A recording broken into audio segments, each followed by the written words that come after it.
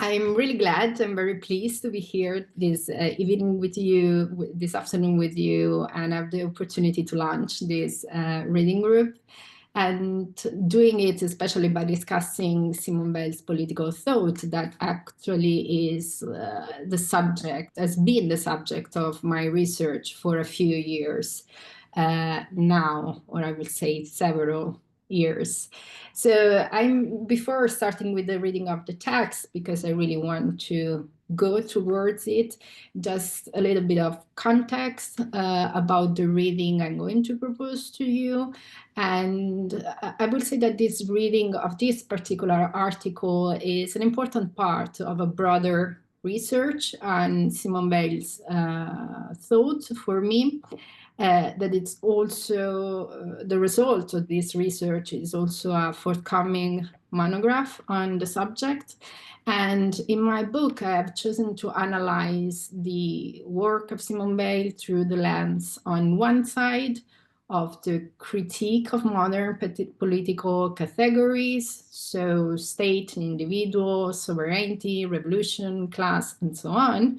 And on the other hand, through the recovery of ancient thought, particularly the Greek one, intended as an archive of concepts, notions, ideas, metaphors, and so on, whose hand is to help Weil create a new political rationality precisely to the recovery of the dimension of the transcendence. So why I mention this? I mention this because in this frame I have elaborated an article like the one we are discussing today, Prospects, Are We Headed for the Proletarian Revolution, is particularly important. And I believe it's important for several different reasons that I'm going to discuss with you right away. So this is an article published in 1933. And I would say that it's one or maybe the most significant article written by Weil at that moment. The other one is the unfinished and unpublished essay, the reflections on the causes of liberty and social oppression, that actually we can really consider like the accomplishment, the persecution of this article. Prospects. And this article for me is especially important because in it we find for the first time really clearly articulated some of the main points of Weil's critical engagement with Marxism. And I believe that also this article mark and reflect a turning point in Weil's relationship with both political militancy and her own intellectual work. So in this sense, I would like to start commenting the quotation that we find just at the beginning of the text and that we have in the first slide. And the quotation is,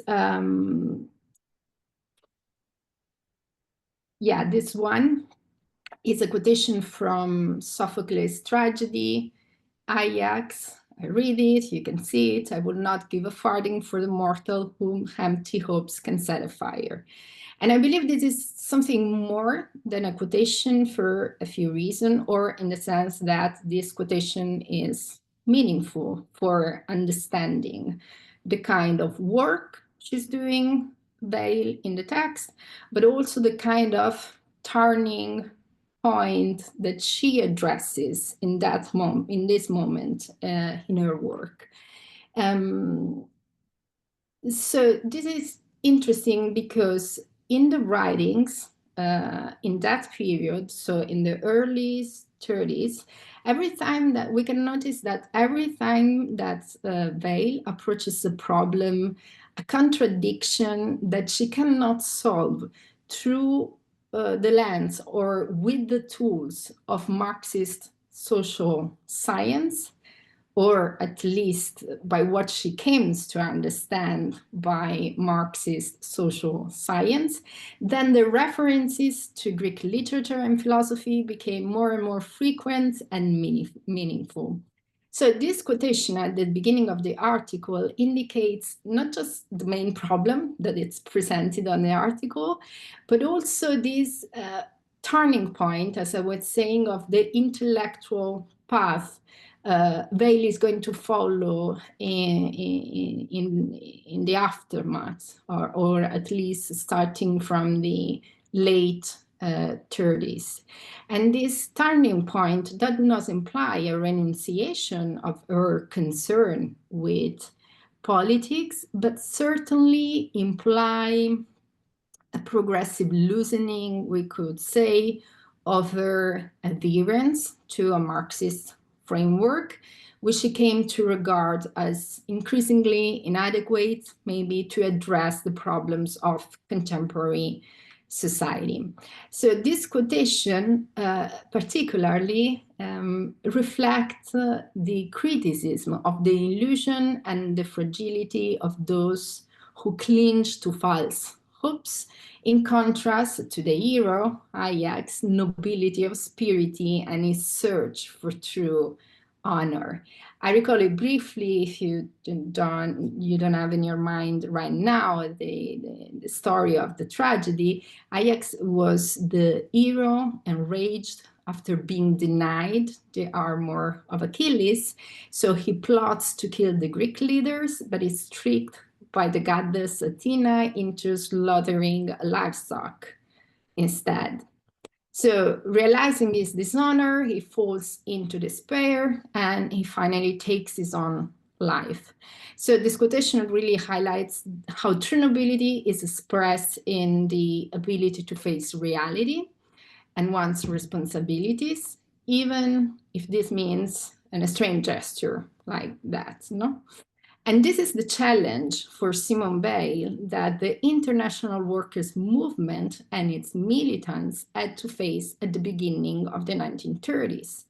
To face these false hopes become for her the precondition for keep choosing a struggle that begin to seem doomed at the moment. So in this way, the quotation gives us also a hint about the fact that the problems posed in the article cannot really find a solution through the lens of Marx theory. And so to understand the content of the article, it's really important to refer to both the historical and the intellectual context in which it was written. So I was saying before that the article appeared in the journal La Révolution Proletarienne in 1933. So we all know that that was really a crucial moment in European history, marked by Hitler raised to power. He became chancellor in January that same year, and he soon established the Nazi regime. This marked the collapse of the Weimar Republic in Germany, the suppression of democratic freedoms, the beginning also of an aggressive nationalist and expansionist politics that later lead Europe toward World War II. So really that here constituted a point of no return, we could say, in an increasingly precarious situation in which the advance of the Nazi fascist regimes appeared unstoppable, while at the same time, the crimes committed by the Stalinist Soviet Russia were beginning to be exposed and denounced with growing force, not just from anti-communist parties, but also from communist, Marxist, and anarchist intellectual. So these are the historical circumstances in which to posit Weil's intervention. And also it is worth remembering that this is an article intended to let's say, ignite the debate within the French communist and revolutionary left. So, as I was saying, it was published in La Révolution Proletarienne. That was a revolutionary syndicalist and libertarian socialist journal. The line of the journal opposed both the capitalistic exploitation and the authoritarian tendencies of the Communist Party, French Communist Party, under the Moscow's influence. It represented a current that promoted the workers' self-management, direct action, and trade union independence as a path toward social transformation. So the articles engage with this set of problems that were exposed in the journal, and that's why it bears the character of a polemical intervention within an ongoing debate and must be situated into this context of political militancy, in which Weil herself was aligned, we can say, within communist dissent, anarcho-syndicalism, and revolutionary syndicalism. So her position, however, always remained one of a critical position, difficult to classify within any specific political current, precisely because we know that they keep defending the individual and personal freedom of judgment with respect to any party doctrine. And this is evident also in this article. So again, the sentence with which she starts, the sentence by Sophocles' tragedy, that it's also repeated in the article, indicates the real purpose, the real goal of the article.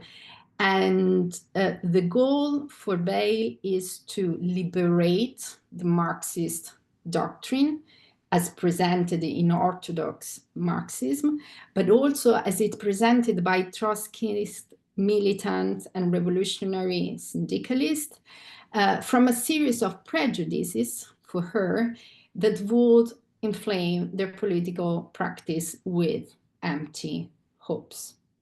So due to the nature of the test, the treatment of the main issues, of the main problem, is not, of course, systematic. This is not a scientific treatise, but it's a text intended, like a work in progress, intended for discussion within the workers' movement. Nevertheless, I believe that the main theoretical points are really clearly and well argued.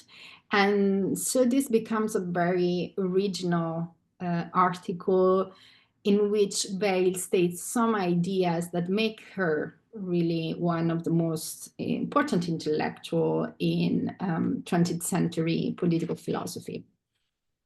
So as I was saying before, it is important also to think about the historical background, the political background, and the intellectual background of this work. And it is worth to have in mind also the place that this article occupy within her body of work.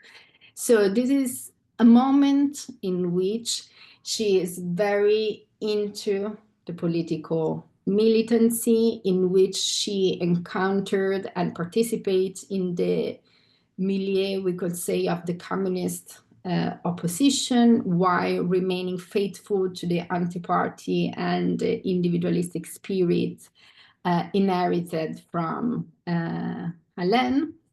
And it was a moment then in which the main problem she was facing was to confront Marx's theory with the outcomes of the October Revolution, Bolshevism, Lenin's writing, Stalinism, and what we could say were the aporias of real socialism, in the sense of the first concrete realization and also the testing ground of Marx theory.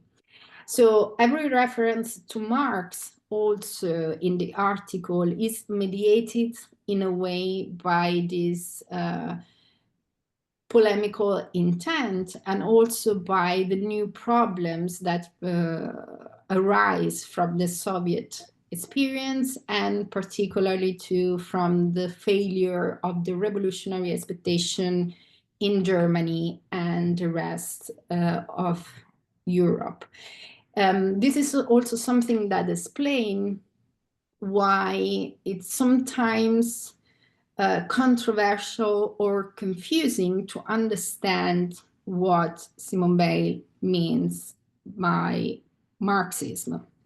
So when she talks about Marxism, sometimes she refers to Marx theory, sometimes she refers to the propaganda of the Communist Party, sometimes she refers to Engels' scientific socialism, sometimes she refers to a sort of deterministic and mechanicistic understanding of Marx theory. And we can see this sort of confusion also in the article that can be explained by the polemical intentions that are behind it. Also, so I was underlining this aspect because it is important to situate prospect in this frame. So the article really addresses all this set of issues. And it is a sort of summary, also a condensation of the main problem, theoretical political problem Weil was facing at the time.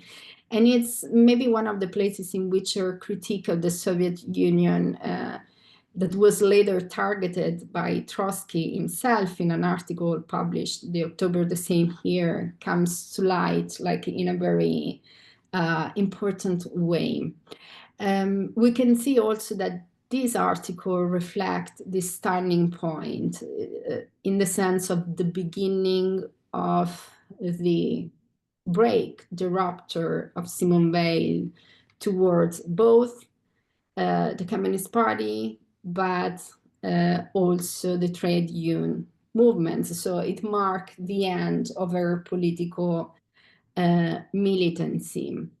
We can see that now she's about to renounce to any trust, let's say, in the workers' organization.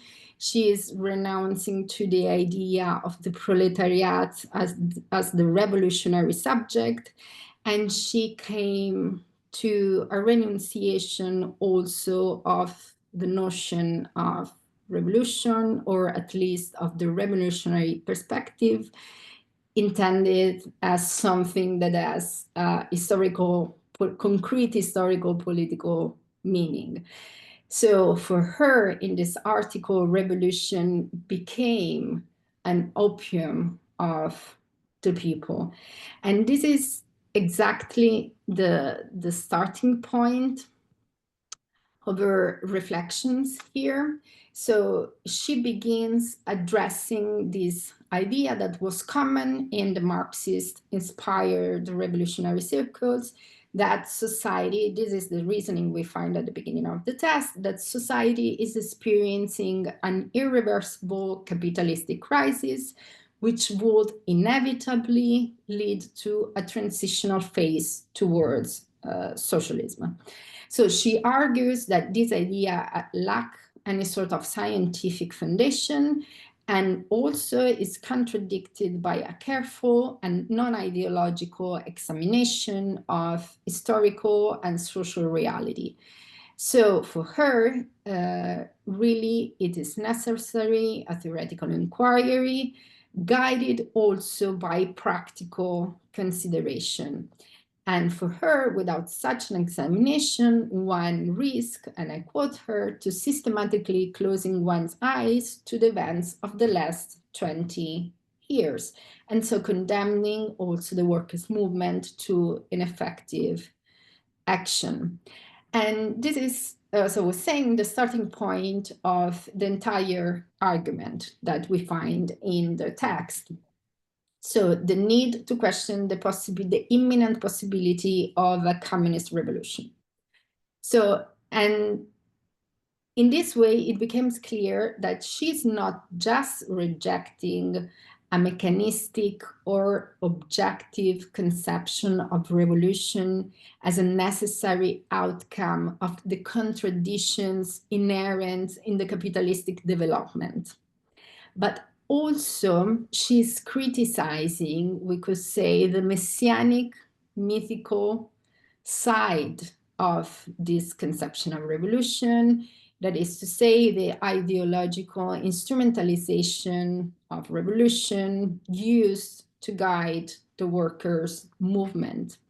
So for Weil, this perpetually postponed expectation of revolution, this political praxis oriented to the future, evokes a scenario that is similar to that of the Last Judgment, resembling more a religious practice, a false religious practice, she will say later, she will write later, than a political praxis that should be grounded in a rigorous social science.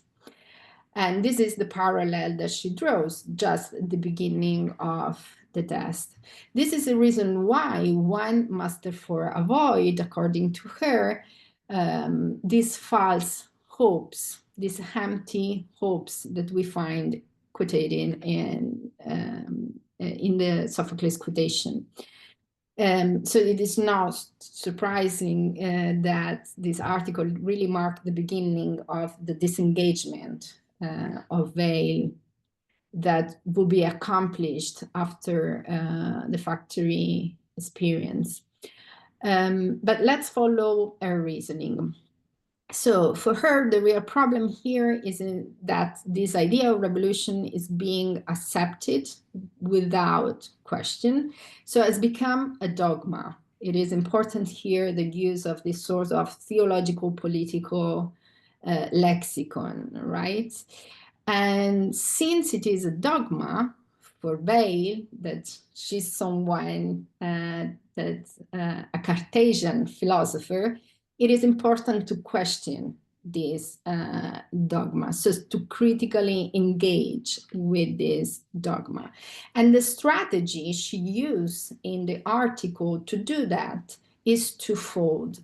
So on one hand, she called for an analysis of historical and social reality of the time to refute the Marxist conception of revolution. And on the other hand, she develops a theoretical critique of Marx's thought, which in her view should be considered in the light of recent events. So the theoretical move that gave Weil the chance to develop her critique, and from which the structure, the argument of the text derives, is the fact that she draws her entire reasoning from the category of oppression, from her category of oppression. So she don't use the problem, she don't focus on the problem of the exploitation of workers, but she distinguishes between exploitation and oppression. Because if she were using the notion of exploitation, that maybe would have validated the Marx analysis. But instead of using that other social political category, she's using her whole notion of oppression, that it's more an ethical political notion. So in this way, she can leave aside or bypass in some way the socio-economic dimension of the problem she's discussing, situating her argument within the framework of the relationship between individual and society, rather than that of the struggle between social classes. And this notion of oppression would be crucial for the later development of her essay reflection on the causes of liberty and social oppression, and also for her analysis of the experience in the factories. So using this notion of oppression, she can say at the beginning of the text that history itself refutes the possibility of a successful revolution, because there is no revolution capable of emancipating the oppressed. No revolution has permanently freed human beings from oppression, and not only that, but also each oppressive regime has been replaced by another oppressive regime.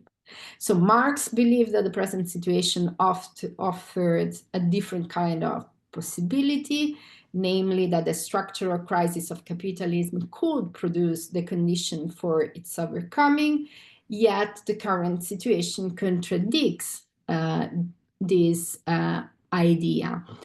And in order to sustain this hypothesis, Weil needs to focus on her critique of the Soviet Union. She needs to prove the failure of the October Revolution.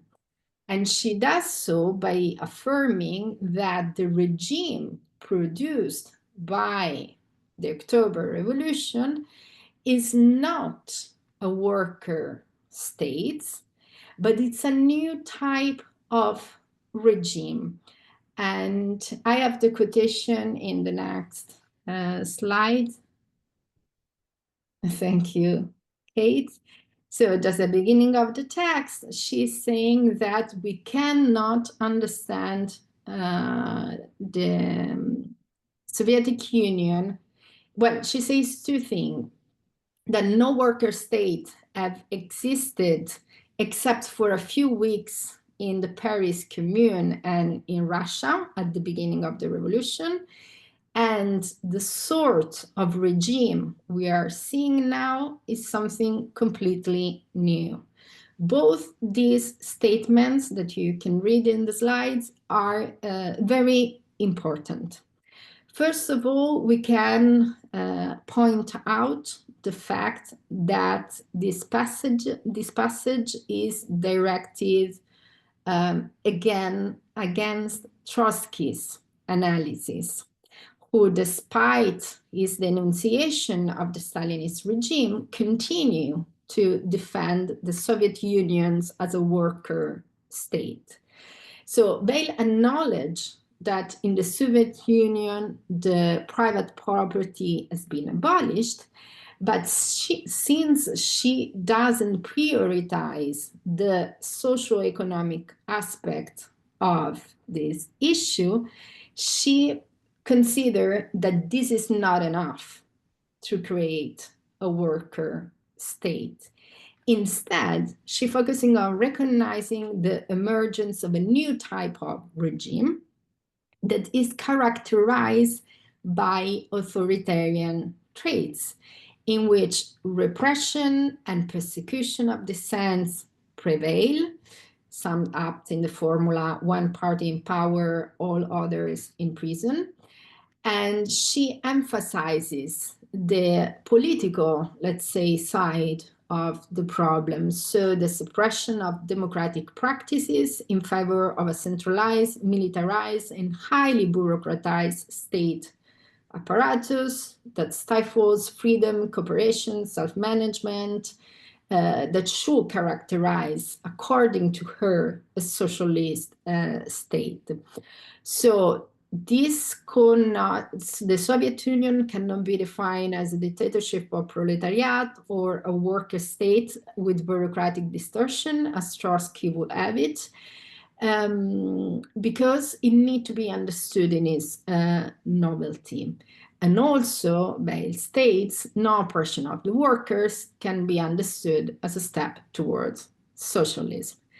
This is the first aspect. And also, I want to say something more about it.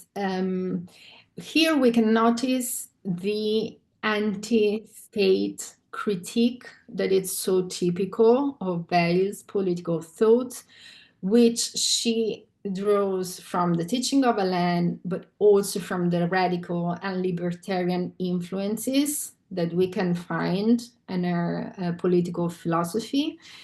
And so she maintained until the last writings, this critique of the bureaucratic and military machinery of the states that she also attributes to Marx. And in this sense, she makes no concession to the notion of a worker state, especially in this authoritarian form.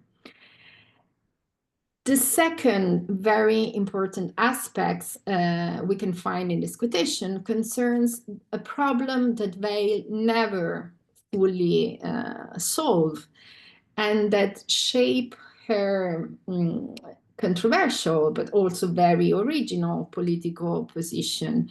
And that's the constant tension that we can see reflected in the mentioning in the Paris Commune and the first months of the revolution.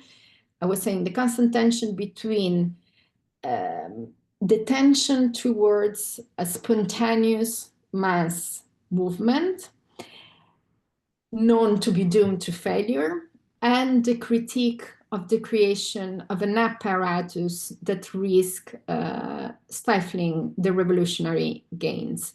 So this is the sort of impasse. She would like to embrace a spontaneous mass movement. The real revolution is a spontaneous mass movement, but spontaneous mass movement cannot last, while organized struggle creates an apparatus that is in itself oppressive. And she cannot really find a way to solve this problem. So, and yet, the most significant contribution of this article, I believe, can be found in the last lines, meaning in the idea that we are facing a new type of regime. This idea is a contribution, we could say, to the elaboration of the notion of totalitarianism. While this concept has been formalized in the writings of Hannah Arendt after World War II, Weil's analysis represents here a very groundbreaking approach to this problem. And this notion of totalitarianism is created by the comparison between Stalin's Soviet Union and National Socialism.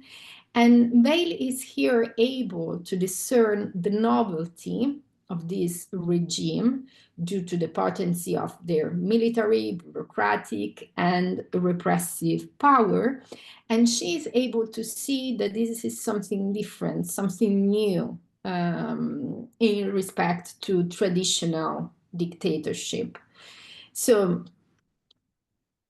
indeed, according to Weil, we can see not just the novelty of the Stalinist Russia, but also we have to face another problem, and it's the fact that classical Marxism don't explain either the rise of this new fascist regime. So we need a new approach. We need new categories. So based on this comparison, she develops the central hypothesis of the text. And this hypothesis relies on the idea that we are facing that at the time there is the emergence of a new form of oppression that she defines as the oppression exercised in the name of the function. So it is at this point in which she elaborates her original interpretation of Marx. So she argues that Marx have seen this already, but now we should rely more on this idea that there has been a profound change, a profound transformation in the very mechanism of oppression.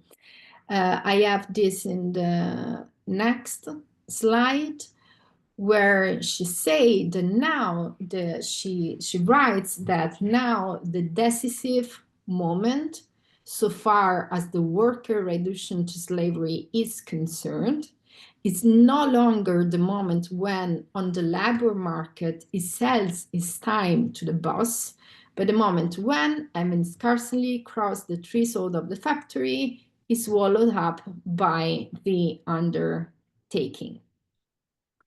So this idea that lies at the heart of Weil's notion of oppression, insofar as it departs from the Marxian concept of exploitation, is an idea that we're also going to find fully developed in the reflection, and is based on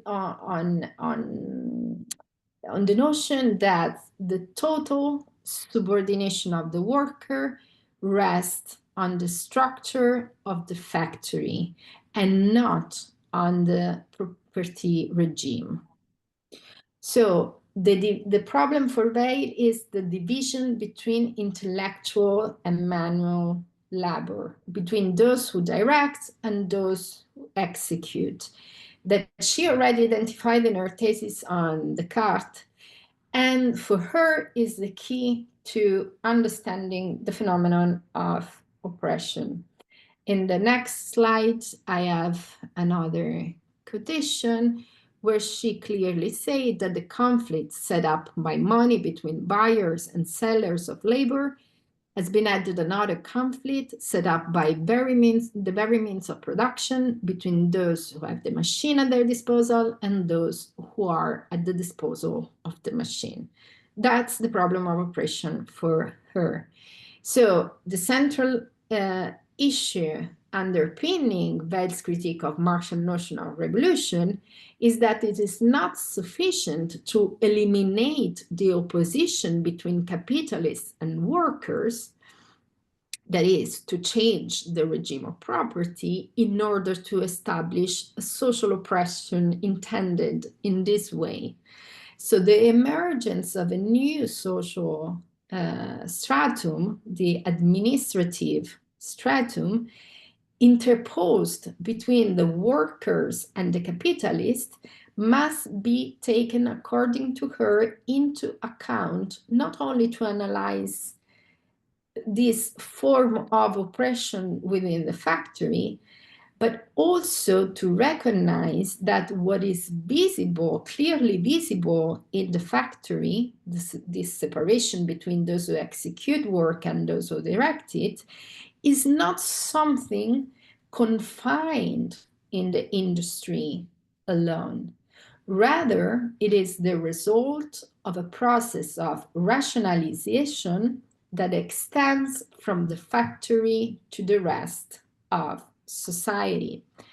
I have a quotation in the next slide where she clearly says that the transformation that has taken place in industry is the image of a development which has occurred in every field. And the essential thing about this phenomenon is specialization.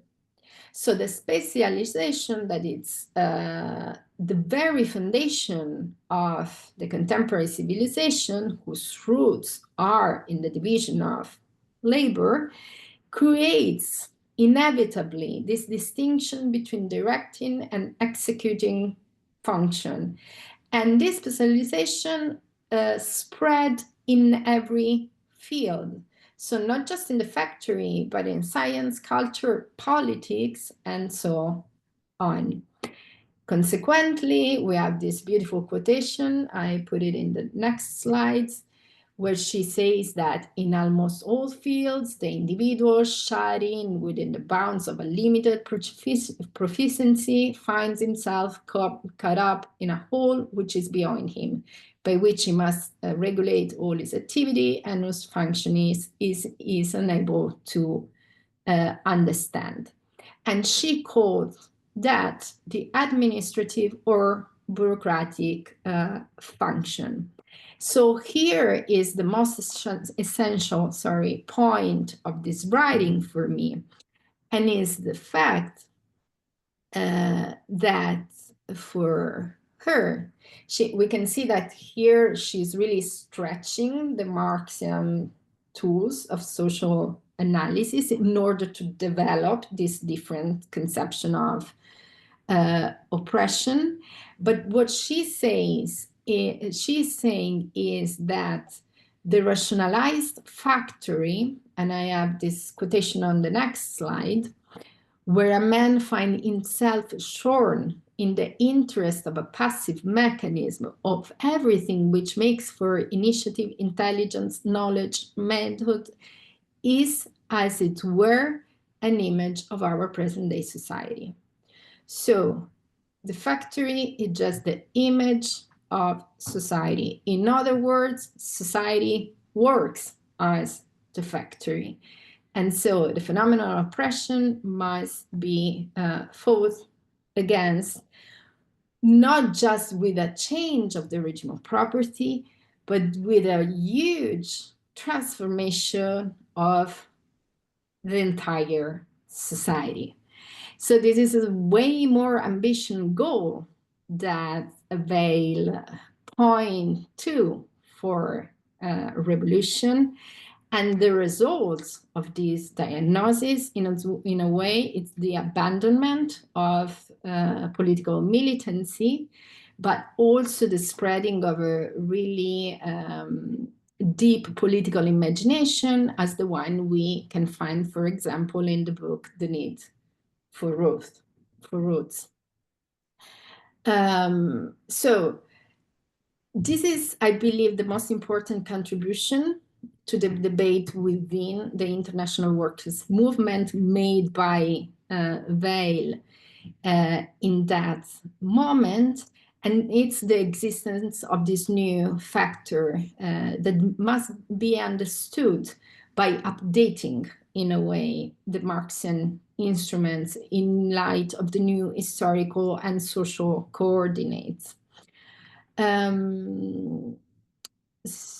So I can skip maybe this, the following quotation, and I will go to the slide number 8, because there we find also the Weilian definition of socialism.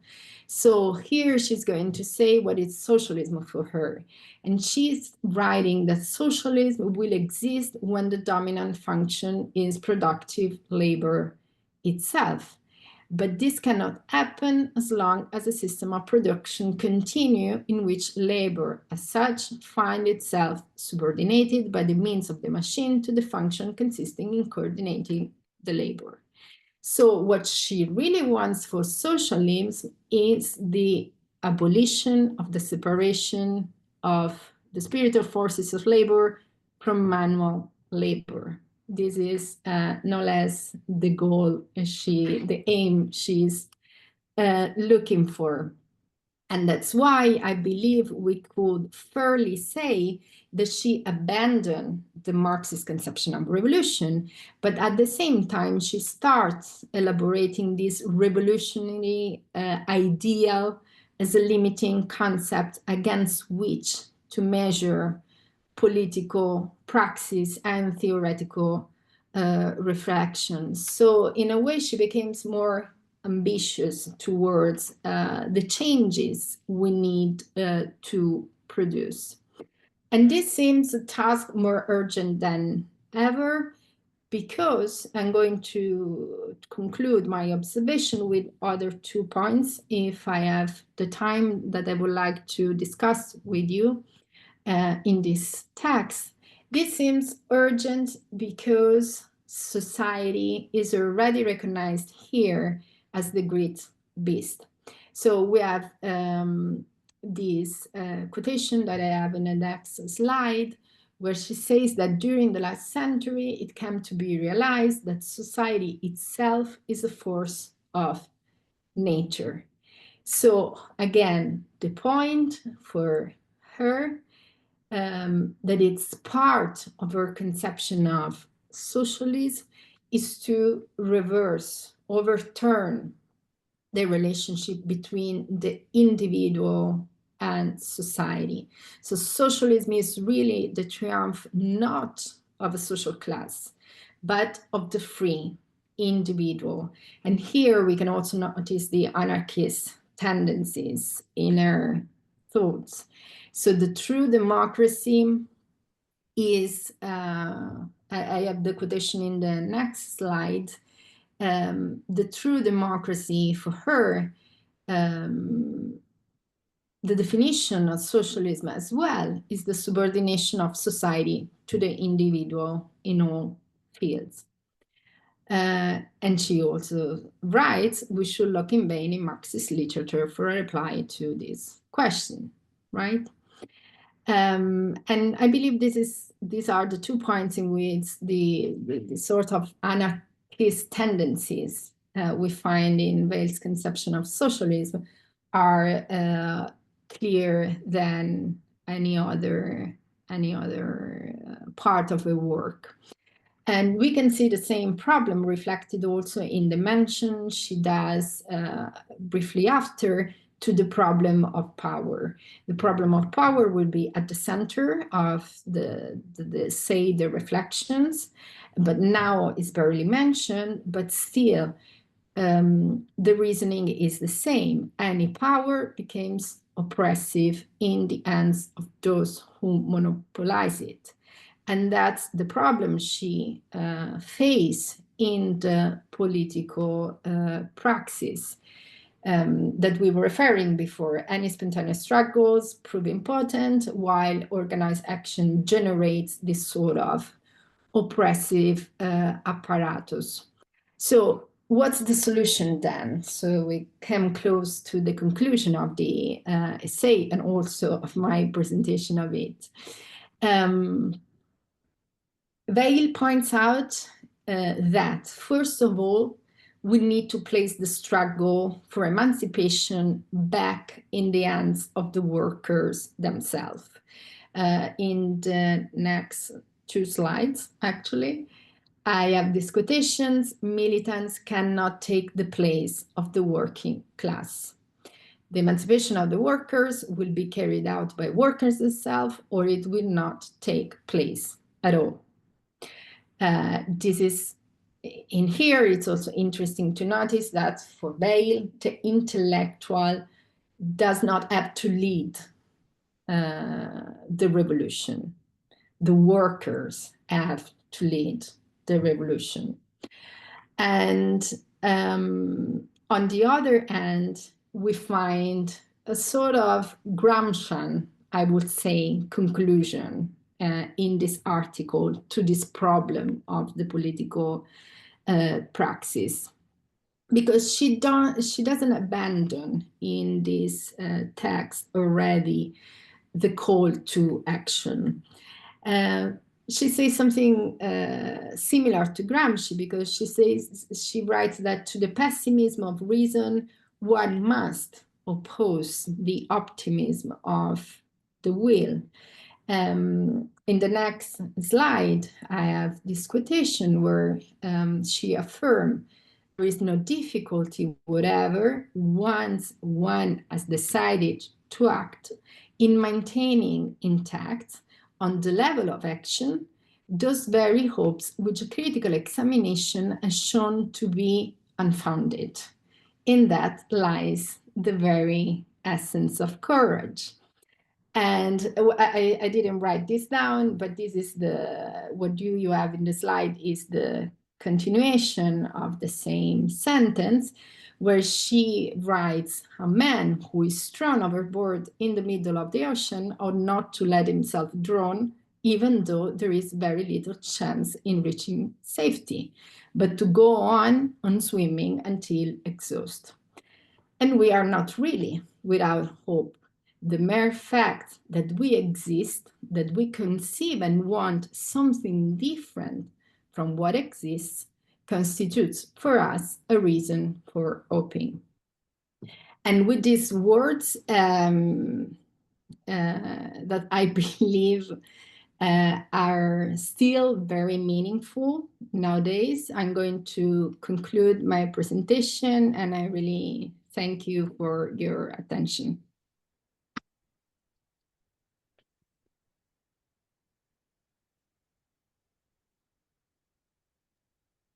Thank you so much, Cristina. Wow, that was such a beautiful and rich presentation of this essay. You just gave us so many angles to look at it, and so appreciative. I am sure we're all very keen with lots of questions or thoughts. So if possible, let's use the raise hand function just so that it's as easy as possible. This is everyone's time to shine, to bring forward your thoughts or questions about Cristina's reading or ideas about your own reading. And thank you, Kate, for your assistance with the PowerPoint.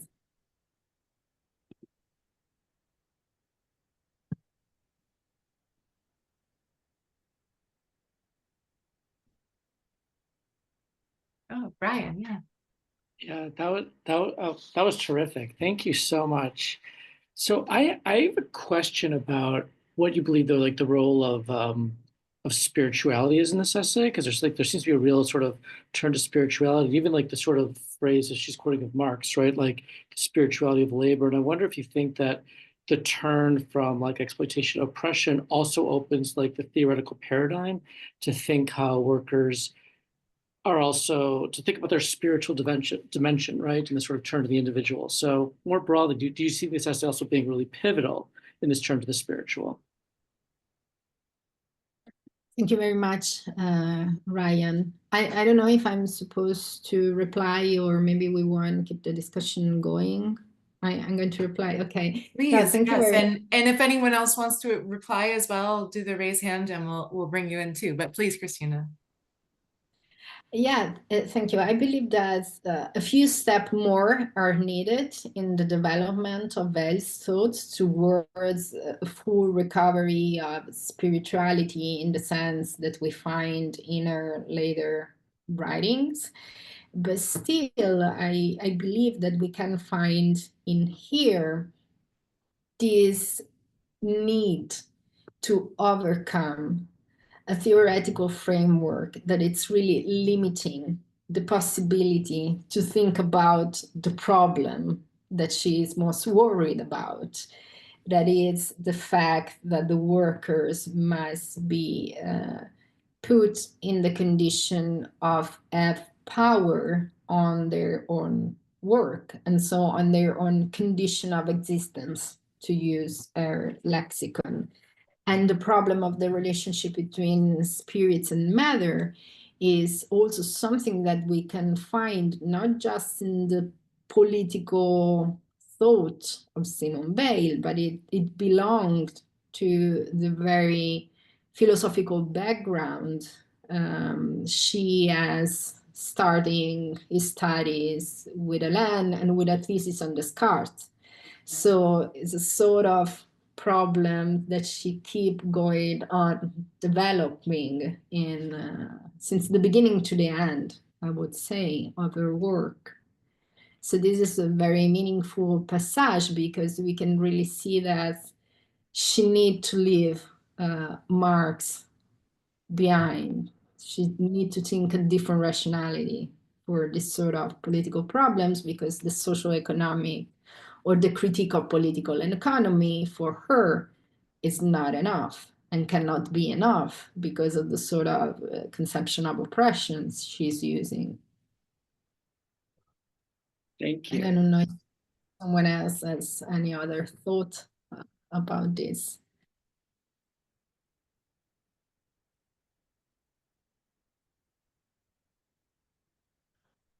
Hello. Speak. Yeah. Hello. Thank you, Cristina. My English is not so good, but I will try to make a question about this. I think your presentation was very good. Took a lot of central points of this text, but I have a question. So Weil used this notion of oppression, and sometimes looks like this notion is essential from the relations we have in society. I would like to ask you if you see somewhere where Weil will say how we can balance these relations, because I don't know if I'm reading bad, but the oppression is something that will always be in one way or another. So I don't know if, for example, the notion of attention in the work, in the workers will have something to do in this balance in the society. I hope my question was clear. Yeah, thank you, Jorge. It was clear enough. I'm going to try to formulate an answer, but maybe this is clearly a very important issue that we can also discuss with the rest of the group.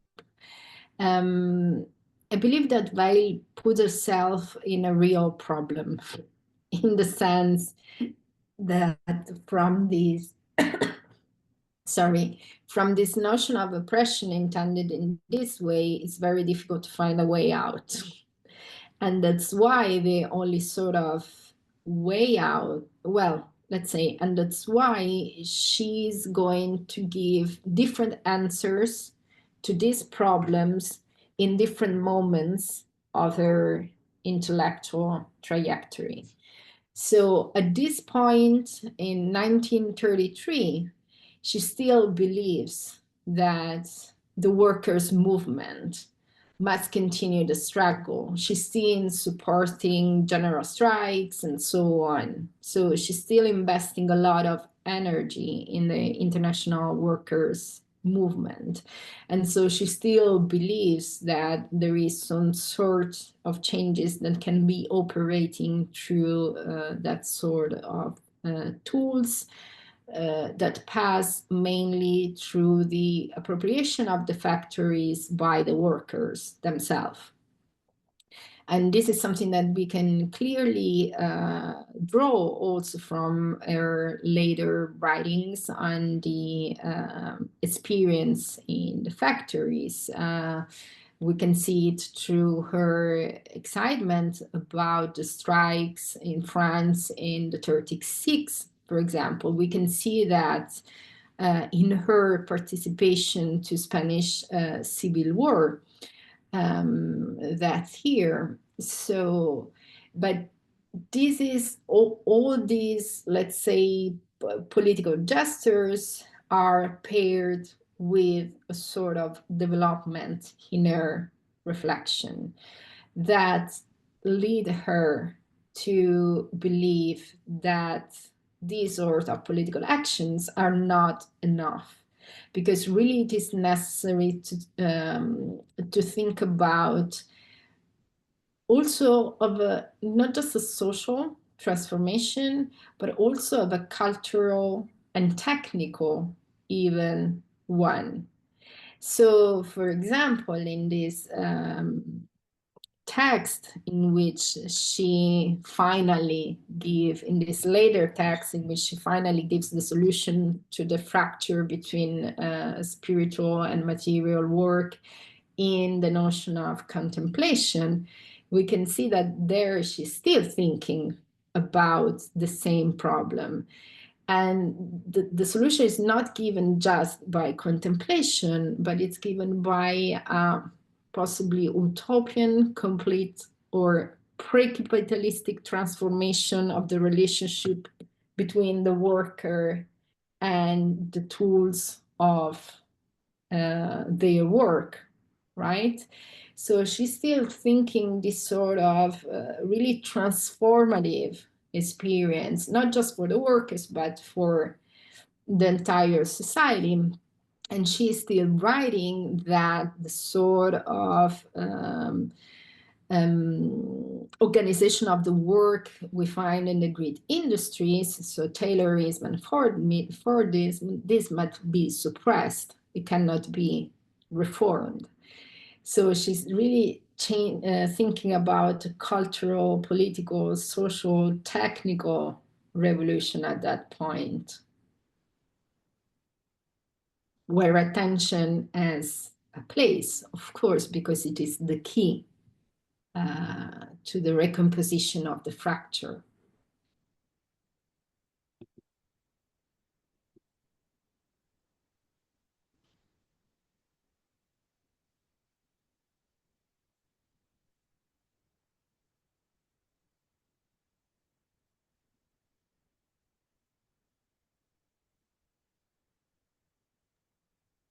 That was an incredible answer, Cristina. Does anyone else want to add into that, or should we move on to Eric?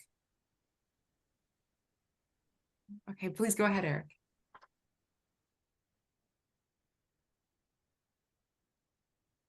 Always forgetting to unmute.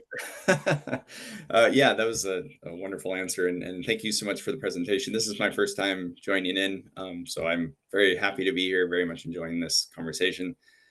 I kind of wanted to just, what Ryan had asked and what your answer was, and then that last answer got me thinking about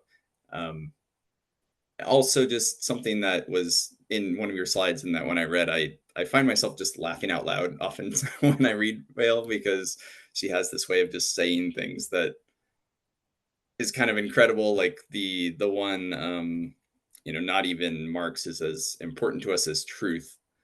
And I feel like that's like, for me, that was the moment when I was like, that's kind of where she's going towards spirituality. Like that's so tied up in the philosophical tradition and everything else, that's kind of the moment where I'm like, yes, this is the highest value.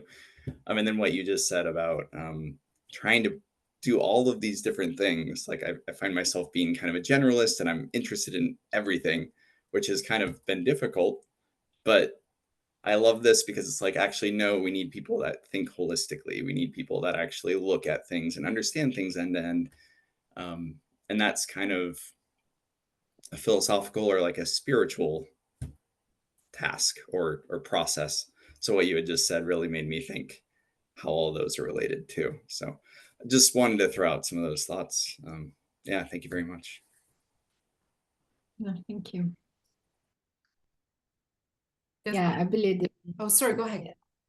We could say, sorry, no, I was saying about Marx and truth. We could also say amicus Marx sed magis amica veritas. I believe she was referring to it well too. But yeah, thank you. I really appreciate as well, Eric, that just how funny they can be sometimes when she's talking about the bureaucratic machine composed of flesh, and it's just like a well-fed flesh. Yes. I think she does not get enough credit for how funny she is. It's a dry humor, but it is. And I also completely agree of the spiritual drive behind bringing all of these things together. I think that is so important to keep in mind, this holism.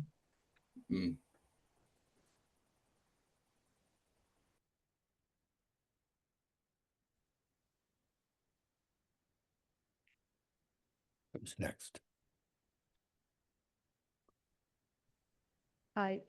Well, thank you, Cristina, for your presentation. I have a question about your last part. Like, could you develop your last idea on the anarchist tendency that you see at the end of the article? Because I don't know how we can combine exactly like this reverse in the relation between society and individual on the one hand, because there clearly I can see this anarchist interpretation you see, but not exactly when we combine that with this idea of, or this will of her of keeping a democratic system. Because for me, that combination sounds more similar to a liberal democracy, maybe, than anarchist, but maybe I'm losing some point in your reasoning. Thank you, Mercedes, for being here and also for your question. I believe that it's difficult to, that's why I was talking about more of anarchist tendencies or influences, that using a definition of Weil as an anarchist thinker, because I believe this is not the case. In fact, I believe that the originality of her theoretical position, the originality of Weil as a political philosopher, lies in the fact that she really combines elements from different traditions. And this led her sometimes to incur in contradictions in her own reasoning and in her own argument.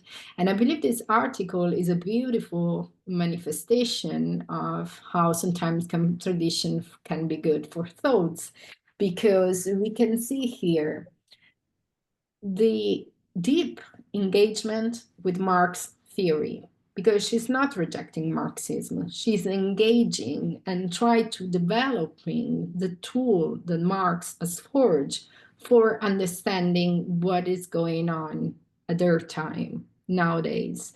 So she's not rejecting Marx, but she's saying we need to take the analysis developed by Marx, focus on those elements he gave us about the fracture between spiritual, manual labor, and so on. She's mostly referring to Book First of the Capital, but focus more into those details that are now the essence of the system of oppression in which we are living. At the same time, her approach to Marx theory, it's contaminated or disturbed in a way. There is this constant tension because she brings into dialogue with a Marxist frame all these classical anarchist topics like the critique of the state, the defense of the individual above society, the critique of power, and so on. And these are all elements that make her difficult to define as a Marxist thinker. At the same time, you notice something it's really interesting, and it's the fact that this is an article especially valuable because we found the no-result approach of Weil to the notion of democracy. So she mentioned democracy here. We know that later she will become very critical of democracy as a political form. I wouldn't say she is a democratic thinker. Like other thinkers at the time, she's more interested in freedom than democracy, because democracy was brought about totalitarian regimes later, so they were quite critical of representative democracy. And so that's why what she's mentioning here is not representative democracy, but it is sort of true social democracy that must be the center of the socialist struggle. But she didn't give us a full definition, but she's attempting to say something that the true democracy is not the one that we can find in the Soviet Union right now, but it's something that should be the result of this overturning of the relationship between the individual and society. But I don't clearly see how we can really think about this conception of democracy she's defending here as the rule of the people to the liberal conception of democracy, because this is a sort of democracy she's thinking in the socialist tradition. So I would still see a gap there. I don't know if this answers your question. Yeah, And yeah, in this, completely. but I want to this in this sense, this conception of democracy can come close also to her anarchist tendencies, because democracy for her here is not a parliamentary system, it is the triumph of the free individual. And we are just at 5 minutes left, and I want to respect everyone's time. So we'll jump to our last question here from Seth.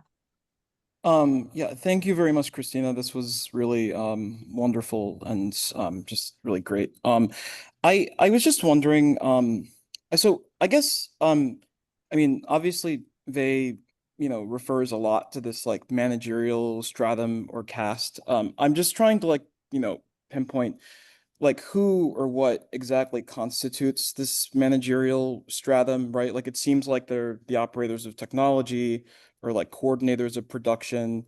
Is it like the bureaucracy sort of in Trotsky's sense, right? I mean, all of this for me brought to mind like a lot of the more contemporary discussions of the professional managerial class. But I think like that term is thrown around a lot, and it's not like, I mean, and it's very like all encompassing of a lot of things. Like sometimes people refer to like scientists as members of that class. Sometimes it's like, people who are like in executive positions at companies. So I guess I'm wondering, so the point is it includes a lot of diverse functions. So I'm wondering like, is Wei's sort of concept of a managerial stratum kind of akin to that? Is it like a class at all in a Marxist sense? Or is it kind of something different altogether? So I'm just trying to think of like how we should think about what constitutes that stratum. Thank you very much, Seth. Nice to meet you, and thank you very much for this question. And I believe this question has multiple answers, and in the way in which I'm reading the text, there is also an ambiguity, because there is an ambiguity in what Weil is saying, because it seems really that she defines this stratum with a sort of independent, autonomous, new social class. And that will be a problem in regard of using the Marxist notion of class, because by definition, this could not be a new social class because it's not defined in socioeconomic terms. So there is the first problem. On the other hand, she's not just talking about class, she's talking more about a social function, social stratum, and so on. And I believe that in that non-Marxian sense, what she's referring to is to all these intermediate functions, levels that appear anytime there is the need for a coordination, division of labors, both in the factory, in politics. That's why she refers to bureaucracy. She refers to the administrative function in general, to technocracy and so on. And she brings the example of the United States, of Russia, and of the Nazi regime too. So three very different political experiences, which has in common the multiplication of the intermediaries and the separation, the coordination, in the coordination of the created by the coordination of the different social function. And so she recognizes that this is becoming something huge in contemporary society. Thank you, Cristina. I don't know if this answer your... No, it does. I want to think on it some more, but that's a great answer. Thank you. And I believe this is something we can recover from Weil and try to use also for the analysis of contemporary society in a way, of course. Wonderful. Okay, well, and we are at time, and we've exhausted all of our raised hands, so this is very fortuitous. Please join me in thanking Cristina Basili. This is so wonderful. We really, really appreciate you taking this time, Cristina. Thank you.